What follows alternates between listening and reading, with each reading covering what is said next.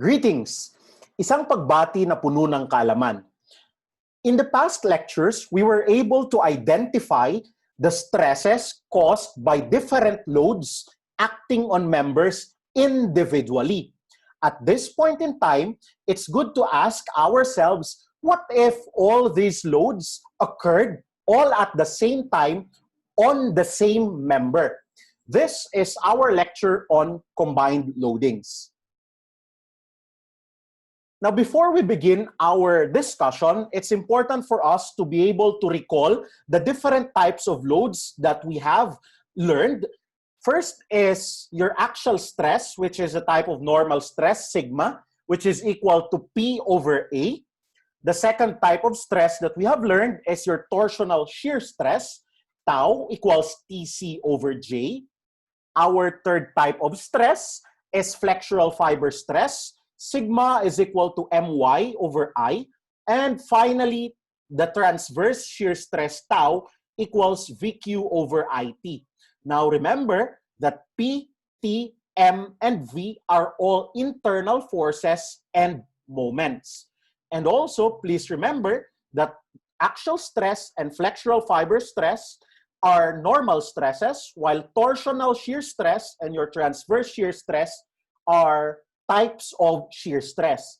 Now, in real life, okay, most often than not, all of these loads or all of these stresses occur simultaneously on a member. So our question would be, how do we analyze members subjected to different loads that produce different types of loads? Now, how do we analyze members or problems in combined loadings? As always, our first task is to determine the internal loadings on the section being analyzed. So using our skills in free body diagram and method of sections, we should be able to determine all internal forces and moments in the section which we are considering. Once we now have found the internal loadings, our task is to be able to identify the type of stress that these individual forces and moments produce. Once I have been able to identify, I'll compute the stresses coming from each load independently or individually. After that, I can now use the principle of superposition, meaning I can add all the normal stresses together, sigma, then I can add all the shear stresses together, tau. Hence, that's now my final answer. That's now the final state of stress for your member. I should have a normal, one value for my normal stress, and I should have another value for my shear stress. And before we go further, I would like to recall several important concepts and lessons needed for combined loadings. Remember that when we are determining internal forces and moments, when we are dealing with two-dimensional structures, I should have two forces, one normal, one shear, and one moment. Okay? And for three-dimensional members, I have 6 internal forces and moments. I have 3 forces, Fx, Fy, and Fz, and 3 moments as well, Mx, My, and Mz. So these are the internal forces and moments which we need to obtain first. Next, please remember from our discussion on stresses arising from transverse loads that if we are dealing with flexural loading, please remember that in sigma equals My over I, the bending moment M is parallel to the neutral axis, and the flexural fiber stress sigma is maximum at the extreme fibers and is 0 at the neutral axis. Next, for transverse shear stress tau, please remember that the internal shear V is perpendicular to the neutral axis, and tau, which is the transverse shear stress, is maximum at the neutral axis and 0 at the extreme fibers. I cannot overstate the importance of of remembering these concepts because later on in combined loadings, there will be different loads, there will be different directions of forces and moments, and of course, different neutral axis per type of force. So if you have forgotten this concept, please refresh yourselves on stresses arising from transverse loadings. Now, let's just review and try to identify the type of stress caused by these loads individually. Given that, I hope the axes are clear over here. Let's just show the axis. The axis here would be axis 1, 2, and 3. 2 is the vertical axis. So I hope you can see that axis. So for this type of load, for example, that is perpendicular to the cross-sectional area, what type of force is this? This is an axial force that produces axial stress. So sigma equals P over A. How about this second one? I have a force that is tangent to the cross-section. Therefore, this is a shear force. A shear force produces transverse shear stress. Okay, knowing that my shear force is vertical or in axis 2, where is the neutral axis? It's perpendicular to the force, so it's along axis 3. Next, how about for this type of load? This still is a shear force, and I know that my shear force here is acting along axis 3 that produces transverse shear stress, and I know that in transverse shear, my shear force is perpendicular to the neutral axis. So in this loading, the neutral axis is axis 2, or the vertical axis. Is that clear? So in our case, please remember that I should know that this is the neutral axis, vertical. Therefore, the stress found in any point, the stress of any point rather, found along the neutral axis or this line would be non-zero. However, I know that this would be my extreme fibers. Therefore, stresses found at this point and that point would be equal to 0. Next, how about this internal moment here? This internal moment will produce torsional shear stress. So, it tries to rotate the member, or twist the member. How about this internal bending moment here? This produces flexural fiber stress. And we mentioned that in flexural fiber stress, the moment is parallel to the neutral axis. Therefore, the neutral axis is also axis number 2. And I know that sigma or my over I is 0 along the neutral axis and maximum where? At the extreme fibers. So the extreme fibers in this case would be this point over here and this point over here.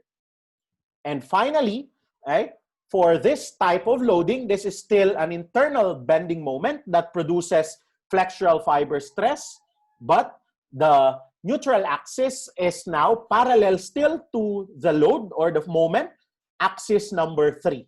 So the flexural fiber stress along the neutral axis, as we have mentioned, is 0, and its maximum where? At the extreme fibers, this point and this point. Okay? Now, at the end of the day, once we have applied the principle of superposition, once we have added, and once we have obtained a single value for normal stress, and once we have obtained a single value for shear stress, our goal is to find the state of stress, or to represent the state of stress at a point, by drawing what we call a stress block, as shown over here, or for two-dimensional figures, later on, we can represent it as a plane stress. So we'll show that. I'll explain that more through an example later. At this point, let's try to look at this example. I have here member AB that has a uniform rectangular cross-section of 10 millimeters. Okay, so 10 millimeters is the thickness into the page by 24 millimeters. So this is 24 millimeters. Okay. For the loading shown, determine the normal and shear stress, right, at point H over here and point K over here. Okay. Now, please grab a copy at this point. Grab a copy of the problem while we solve the problem and while I shift to my solving board. Okay. Now, how do we analyze two-dimensional problems such as this? So we'll start our discussion with 2D problems. So first is, at the point of interest, my goal is to divide the free body diagram into two. Okay? So just divide the free body diagram into two. So this would be my division since I am being asked to solve point H first. Okay? So I just divide my member into two, okay, and draw the appropriate internal forces and moments and support reactions. So I have here a rope. So I should know that that would be under tension. Okay, so I have here a reaction, AY, and I have here a pin at B. So I have BY and BX, all assumed directions. Then I'll draw the appropriate internal forces and moments knowing that this is 2D, so I have 3. I should have a normal force, P. Okay? I should have a shear force, V. Okay? And I should have a bending moment, M. Okay? I can assume any direction. Then on the other side of the free body diagram, I'll draw the same, but I should have, using equilibrium, I should have opposite directions. So V would be in this direction. These are just all assumed directions. Right? P should be in this direction over here.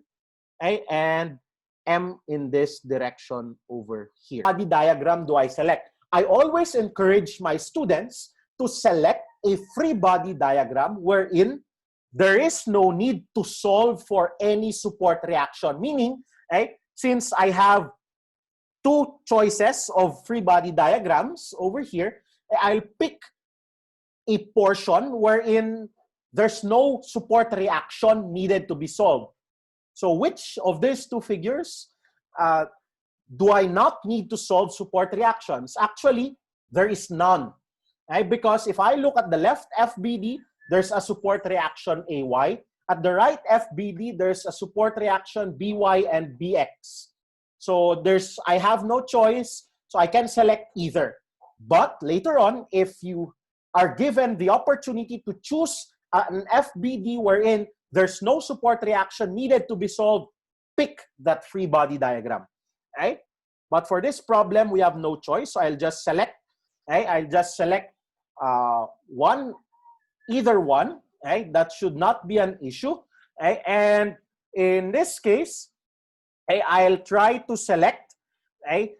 I'll try to solve first. Rather, I'll try to solve the support reactions by using equilibrium. So using equilibrium, I can say that the support reactions would be Bx would be equal to 0, By is equal to 4.5 kilonewtons upward, and Ay is 4.5 kilonewtons upward. Now, please take note that in this case, my task is to solve the support reactions for the entire problem first before moving forward, and selecting a free body diagram. Next, determine the internal forces and moments using one part of the free body diagram. Let me just... Now that I have drawn the appropriate internal forces and moments, I should select a free body diagram. Now, which free body diagram, the left free body diagram or the right FBD, should I choose? Now, I always recommend to my students to select a free body diagram, okay, wherein support reactions need not be solved. Okay? So I select, if I look at the left FBD or the right FBD, is there a free body diagram wherein I cannot find any, okay, or there is no support reactions found? Unfortunately, for this problem, okay, if I look at the left FBD, there's AY. If I look at the right free body diagram, there's BX and BY. So I have no choice. Okay? I can select either one. Okay? But later on, I recommend you to pick a free body diagram wherein there is no support reaction found. Okay? But for this problem, we have no choice. So our next task is to go back and solve the support reactions first by looking at the entire free body diagram. So using your mechanics, okay, I should be able to solve, okay, for the support reactions by equilibrium on the entire free body diagram. I should be able to solve Bx equals 0. I should be able to solve By as 4.5 kilonewtons upward and AY as 4.5 kilonewtons upward as well. Okay? Next, after we solve the support reaction, since we have no choice, we go back to selecting one portion of your FBD. In this case, I chose the right free body diagram. Okay? So either one from step 1 can be chosen. You should arrive at the same answer. So this is the right free body diagram, and I have already obtained earlier that Bx is 0 and By is 4.5 kilonewtons. My next task is for me to solve for the internal forces V, P, and internal moment M. And how do I do that? I can do that by performing equilibrium. So first, I'll sum forces, okay, along this direction over here as shown. Okay? So in this case, that is positive. So if I look at this FBD, okay, this should just be P minus 4.5 cosine 30 equals 0. Therefore, I should get P equals 3.897 kilonewtons in this direction. Okay? Next, I'll sum forces along this direction over here. Taking that direction as positive, I have V minus 4.5 sine 30 is equal to 0. Therefore, V is equal to 2.25 kilonewtons, okay, in this direction. Okay? And finally, I can sum moments, taking counterclockwise as positive. Where will I sum moments? I'll sum moments at the section of interest. Okay? So this is my section of interest. So I'll sum moments about that point, okay, so that I don't have to deal with P and V. So I'll sum moments taking counterclockwise as positive. Okay? So in my assumed direction, this should be negative M, okay, plus 4.5 times 40, okay, sine 30 equals 0. Therefore, I should get M equals 90 kilonewton millimeters clockwise. Right? So these are the 3 internal forces and moments that I am now interested in. Okay? Now that I have obtained the internal forces and moments, as we have mentioned, our next task is to identify the type of stress caused by each force and moment, internal force and moment. So my first force, internal force, is P. So what type of stress is caused by that force P? Right? So that force P produces, okay, from the figure, it's a force that is perpendicular to the cross-section that produces an axial stress. Okay? How about V? That's a shear force that produces transverse shear stress. And finally, your M, your bending moment M, produces flexural fiber stress. Okay? So now that we were able to identify the stresses from each type of each internal force, okay, let's compute the stress individually. So shown here is the cross-section, and I am interested in point H as what is being asked in the problem. This is the cross-section. Okay? So let's solve them independently. We mentioned that force P produces axial stress. So I'll just place AS, or axial stress, wherein sigma is equal to P over A. Therefore, P is just 3.897 times 10 cubed for it to be in newtons. Right? So internal force P, going back to the problem, that's 3.897 over there. Right? So 3.897 divided by the area, which is 10 by 24. This gives me 16.24 megapascals. But please remember that if I have a normal stress sigma, I should always indicate my final answer as tensile or compressive. So this is 16.24 megapascals. In our case, it's towards the free body diagram. So it is directed towards the FBD, as can be seen right here. So this is compression.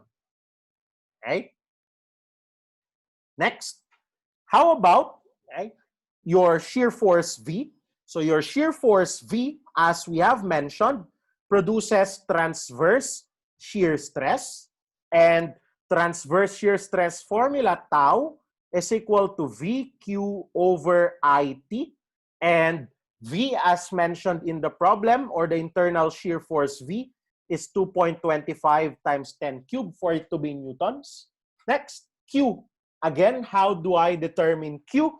My first task is to determine the neutral axis. So this is the neutral axis over here. And my next step is to identify the point of interest. In the problem, the point of interest is also that line, because that's point H. Then that divides my area into two, the area above and the area below. So I'll just need to take one area. I'll just take the upper area. Then Q is Y bar area, where Y bar is the distance from the neutral axis to the centroid of the area I am considering, which is the highlighted yellow portion here. So that's Y bar. So in my case, Y bar is just 12 all over 2. So that's 6. Correct? Because half is 12, then Y bar of 12, or half of 12, is just 6. Y bar area, so area of the yellow figure over there, that's 12 times 10. All over I. I is just I over rectangle, 1 over 12, BH cubed. 1 over 12 times 10 times 24 cubed. Times the thickness T, which is 10. So this gives me a value of 14.0625 megapascals. And again, what is the direction? We don't have compressive and tensile for shear stress. So the direction of tau will be the direction of V. So V in this case we'll just write is in this direction. So the direction of tau will follow the direction of V. And finally, M. So M, the bending moment M produces flexural fiber stress. And sigma is equal to My over I. And I should know that this is just equal to 0 at point H. Again, I'm considering point H Y. Why? Because point H is found at the point H is found at the neutral axis. And I know that for flexural fiber stress, it's equal to 0 at the neutral axis. So those are my answers for point H. Next, what if I have a different point of interest, let's say point K, right? So for point K, I'll do the same. I know that I have those three forces and moments, and I can solve them again, okay, independently, individually. Well, of course, sigma will not change. Sigma equals P over A regardless of my point of interest. It will not change because I know that your axial stress is uniform across the cross section. Next, how about for your transverse shear stress, tau equals VQ over IT. This is just equal to 0. Why? Okay? Because point K is found at the extreme fiber. And we mentioned that, okay? We mentioned that your transverse shear stress is 0 at the extreme fiber. Then finally, for flexural fiber stress, sigma equals my over I. And m here is just 90 times 10 cubed for it to be Newton millimeter times y. What is y? Y is the distance from the neutral axis to the point in consideration. Okay, that's y. So that's 12 all over I.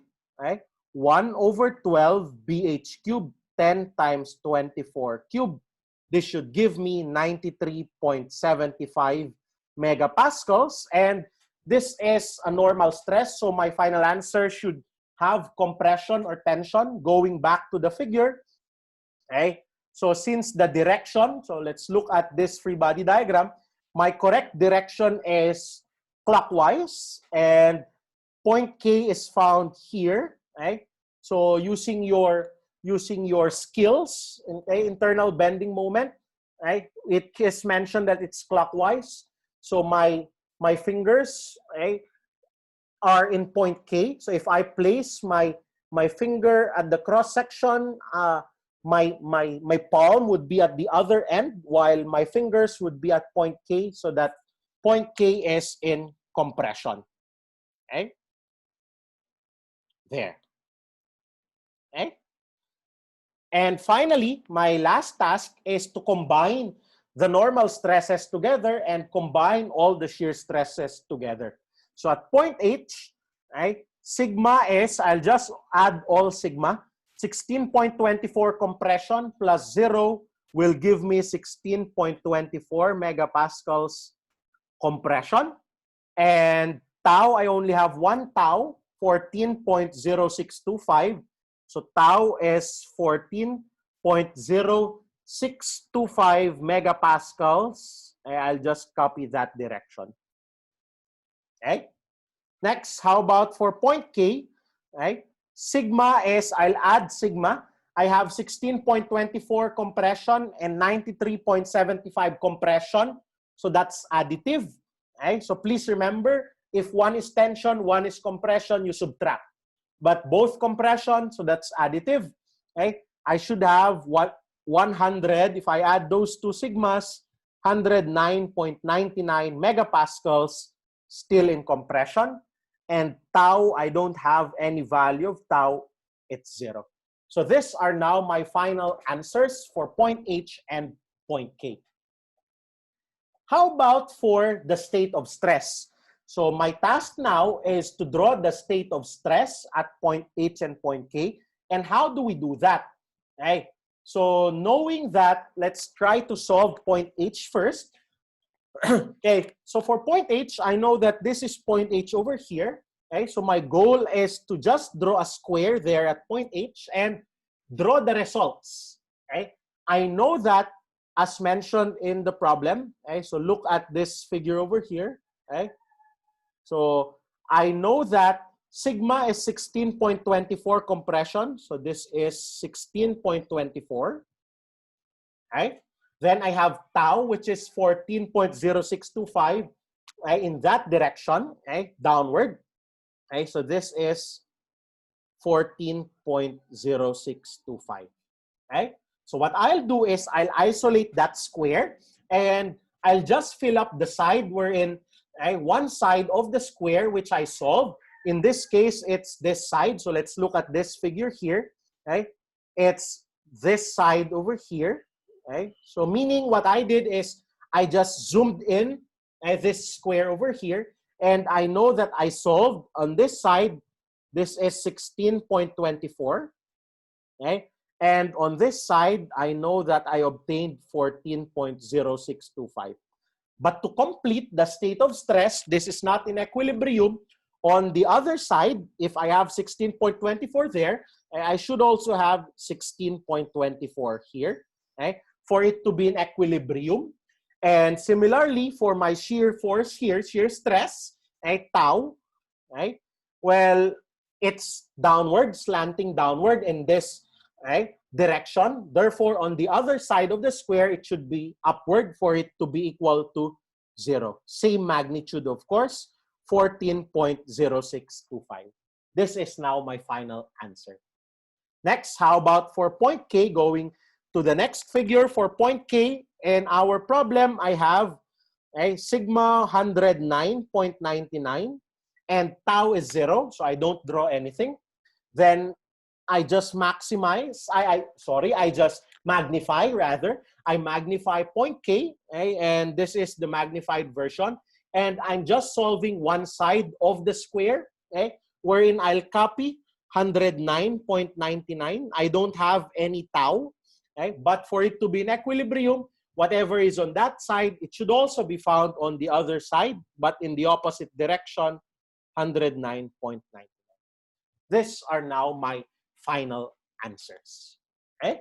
So I hope you were able to absorb how to solve problems on combined loading if we have two-dimensional problems. Okay? Let's now look at another possible configuration of the problem. Okay? So what if our problem will look like this? So you can try to solve these variations of the problem at home. And next, let's try to move to three-dimensional problems. What if I have a problem such as this? A steel pipe with a diameter, an outside diameter of 95 millimeters and an inside diameter of 85 millimeters, right, is loaded and supported as shown. Determine the state of stress at point K. So point K is found here. So it's found at the side of the pipe. And we're asked to draw the state of stress at the same point K. Right? So again, please grab a copy of this problem while I change to my solving mode. Okay? Now, right? So I hope you already have a copy of the problem. Right? So in our case, our first task, as we have mentioned, is to divide, right? Is to divide the free body diagram into two at the point of interest. So my point of interest is point K here. So I just divide it into two, the left FBD and the right free body diagram.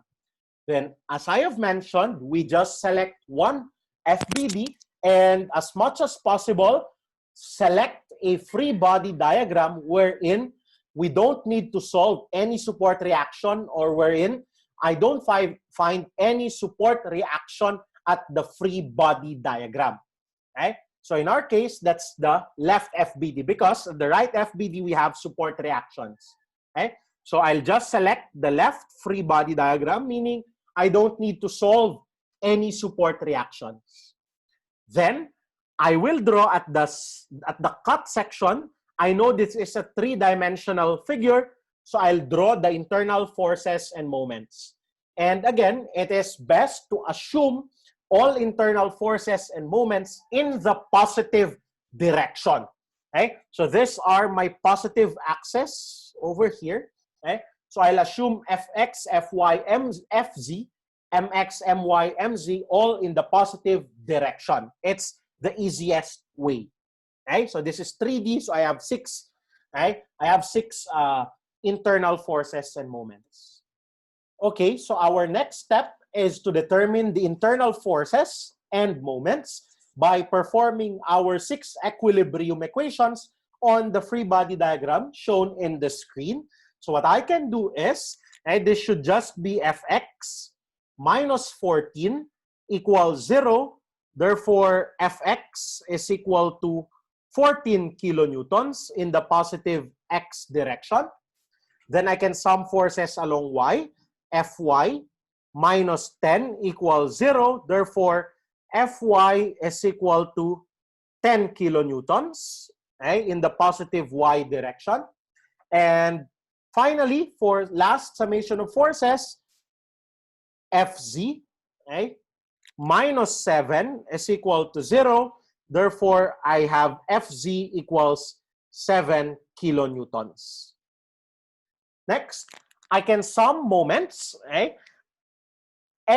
about x, y, and z. So first one is, I'll sum moment along x to be equal to 0. So my task is, or my question is, how do I, going back to your statics, how do I determine which of these forces produce moments along the x-axis? So I have two combinations. So since to get the moment, it's just force times distance times the perpendicular distance rather. My two options would be I choose a lever arm along z and a force along y. So I multiply the two. Or I should have a lever arm along y and a force along z. So that produces a moment along x. Going back, it's just your similar to your right-hand rule, or your vector multiplication x, y, z, as I'm showing here. So if I just multiply y cross z, I should get x. And similarly, if I get z crossed with y, I get negative x, or the other side. So I can just have y as the lever arm or z as the lever arm partnered with, if y is the lever arm, z is the force, or if z is the lever arm, y is the force to get x. So what are those? So I have here, don't forget the internal force mx plus 10 times 450 minus 7 times 240 equals 0. I should get mx equals negative 2820 kilonewton millimeter.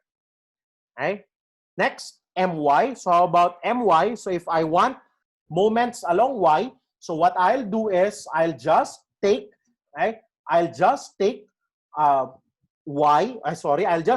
x as the lever arm. I can take x as the lever arm and z as the force, or z as the lever arm and x as the force to form my my. So that's my minus 14 times 450 equals 0. So my is equal to 6,300 kilonewton millimeters. And finally, mz, mz plus 14 times 240 equals 0. mz is equal to negative 3,360 kilonewton millimeters. Now, some of you, so please go back to how to get moments, your lesson on getting moments. Well, if I have 3D problems, what I would recommend is the easy way out, wherein I'll just sum moments about the section, about the cut section, which is this point over here. And if I'll sum moments there, I should have mx, my, mz, plus r cross f. So summation of r cross f, meaning r is the position vector from the cut section going to my force. Then I just equate that to 0. I perform the necessary vector operations, solve for mx, my, and mz. Or you can always also use your calculators for this. Then I should be able to identify the type of stress caused by each internal force and moment. So how do I do that? So remember, going back to the figure, please get a copy of your figure. It's not shown in the screen, or you can look at the small figure here below. So Fx produces what type of stress? Or Fx produces transverse shear stress. That's correct. So let me just write. transverse shear stress because Fx is a shear force that is applied tangent to the cross-section. Same is true with Fy, correct? That's also transverse shear stress. How about Fz? Fz is a force that is applied perpendicular to the cross-section, so that gives me an axial stress. Okay? Next, how about Mx over here? Mx produces flexural fiber stress. Okay? My also produces flexural fiber stress. How about Mz? So Mz, if you look at the figure, produces a twisting moment in the cross-section, therefore that produces torsional shear stress. Okay? So we can now compute the stress coming from each internal force and moment since we have already identified the type of stress caused by each of them. Okay? So I have already given here the section properties of the member, okay, for us to be able to solve quickly. Okay? So again, I have here for us to be able to imagine. I have here, you can take a canister. Okay? Since my cross-section is a circular cross-section, unfortunately, my point of interest, which is at this side, okay, if I face the canister at you, you can't see it. It's actually found at this point, correct? So I have marked it with a masking tape over here. Right? So this point, right, is the cut section, and right, if you look at the figure going back, this is point K over here. Right? So you can't see it if I'll show it to you. Right? I'll show the canister to you. This is point K. Okay, so that will help us a lot in imagining the forces. So first is Fx. We mentioned that it produces transverse shear stress, tau equals VQ over IT. Right? But what is Fx? Right? Again, this here is the point of interest. What is the x direction? Right? The x direction is this direction over here, correct? And where is the neutral axis? Right? It's the vertical line, correct? Right? It's perpendicular, as we have mentioned. Therefore, if this is Fx and this is the point of interest over here, what's the value of tau? Right? Knowing that this is the force, right? Point K is actually found at the extreme fiber. Therefore, tau is equal to 0 because K is at the extreme fiber. Okay? Is that clear? Okay? Why? Again, please go back to your lesson on transverse shear stress. Okay? Next, Fy, tau equals VQ over IT. Okay? So tau equals VQ over IT, as we have mentioned. Okay? Well, in this case, Fy is, what's the value of Fy going back? It's 10 kilonewtons, so 10,000. Okay? Times Q, okay, given in the problem. Okay? All over I, okay? Since that's Fy, I take Iy, times the thickness T. So the thickness, since that is a hollow, okay, that's a hollow structure, it's the outside diameter minus the inside diameter. That's 95 minus 85.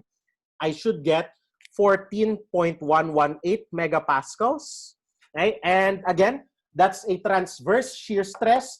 Therefore, it is, or it has a direction which has the same, follows the direction of V, which in our case is Fy.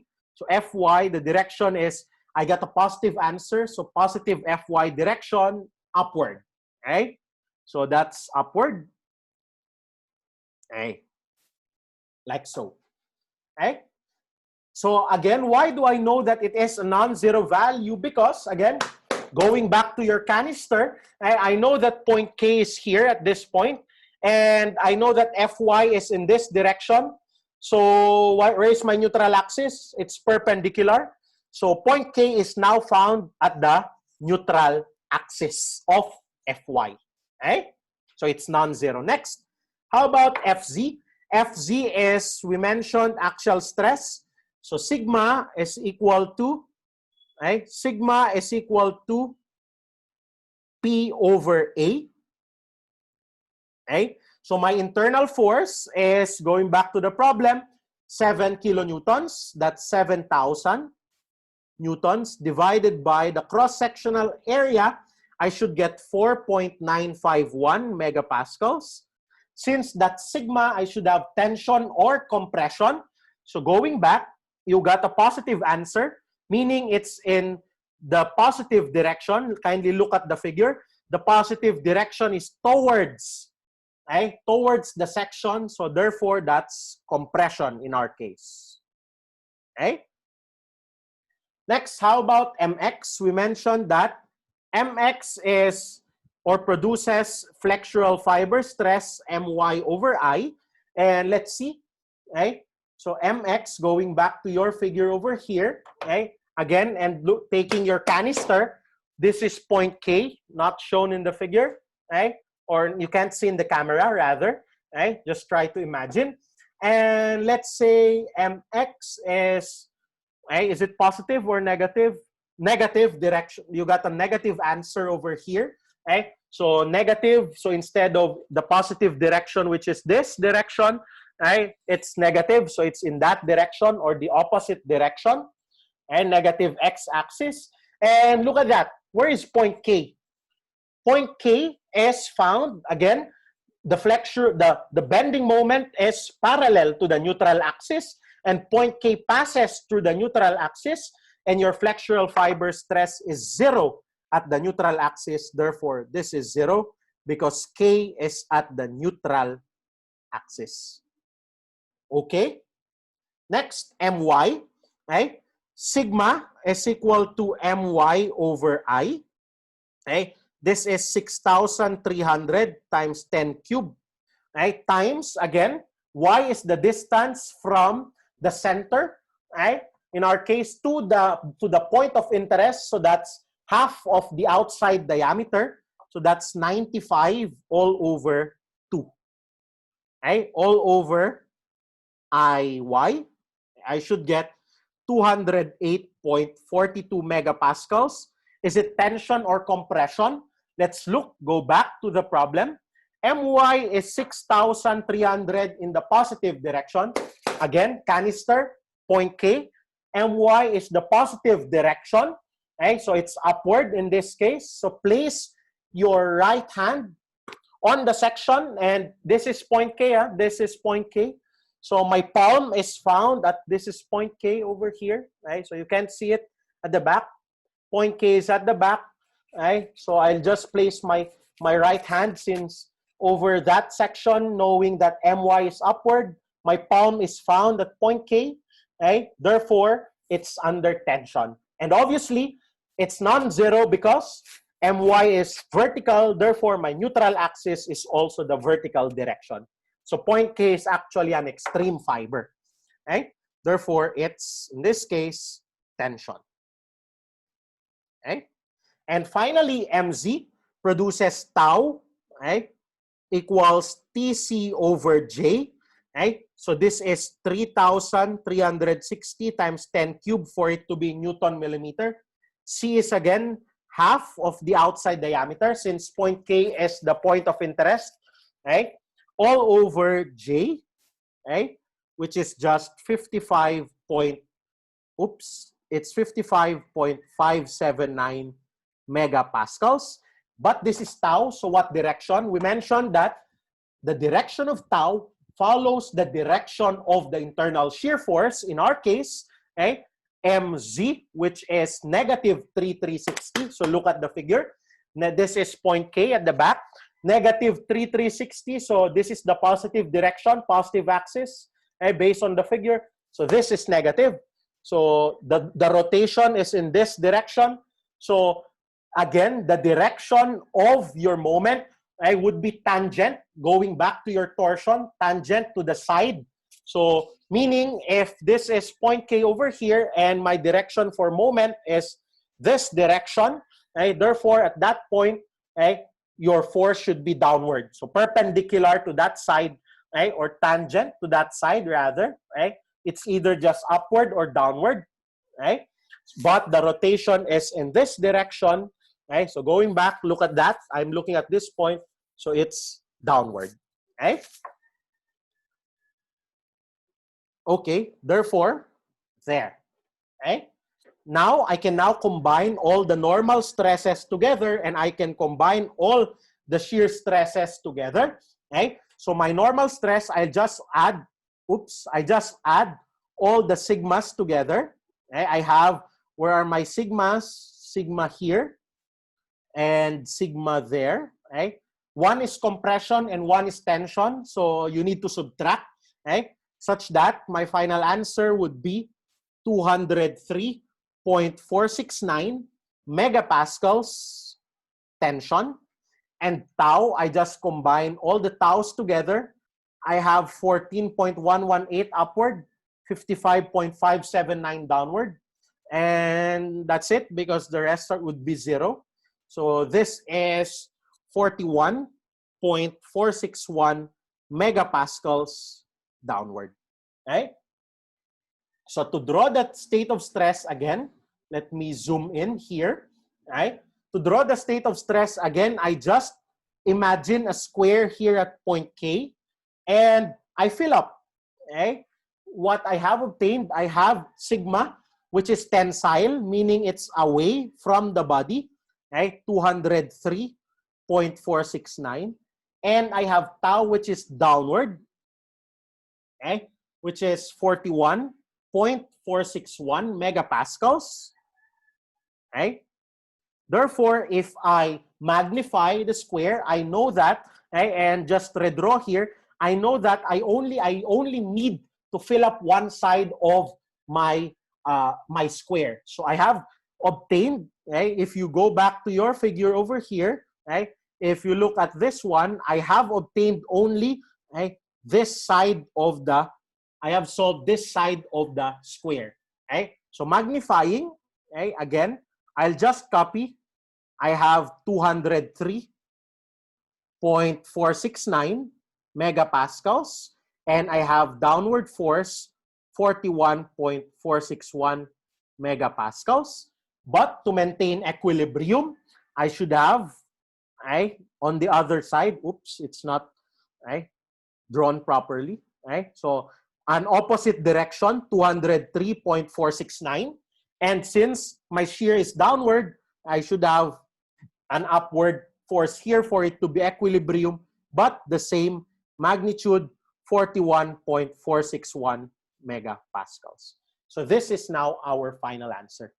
I recommend going back to your skills in solving sigma P equals P over A, solving for torsional shear stress and flexural fiber stress and transverse shear stress, for you to have an easier time in understanding your combined loadings. Right? So kindly absorb the problem. I hope you were able to understand example 23.2. Right? So that ends our lecture for combined loadings. I know this is definitely a difficult lesson. This would be one of the most difficult lessons in mechanics of deformable bodies. So do not hesitate to consult if you have questions, and go back and watch the video over and over again and solve and resolve all our problems. Until our next lecture, thank you.